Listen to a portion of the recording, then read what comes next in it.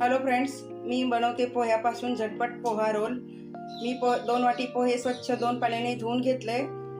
त्याच्यामध्ये मी आलं लसूण मिरची ठेचा घातला, कांदा घातला, बाकीचे मसाले हळद हिंग मीठ तीळ ओवा सगळं घातलं आणि हे मिश्रण एकजीव करून घेतलेलं आहे।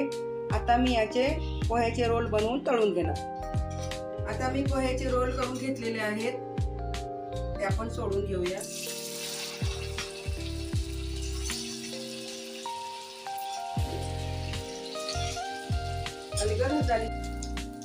सगळे मी पोहा रोल तळून घेतलेले आहेत। मी अतिशय कमी प्रमाणात तेल वापरते, मला जास्तीचं तेल आवडत नाही आणि एकदा यूज केलेलं तेल मी परत वापरत नाही, त्यामुळे जास्तीचं अर्धी कढई तेल घालून मी बिलकुल तळत नाही। असे कमी तेलात सुद्धा एखादी रेसिपी खूप छान होते, करून बघा।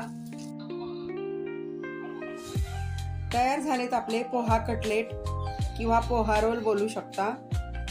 खूप छान लागतात, करून बघा, चवीला खूप छान लागतात। झटपट रेसिपी होते, जास्त तयारी करायची गरज नाही, कमी तेलात पटकन तयार होतात, करून बघा।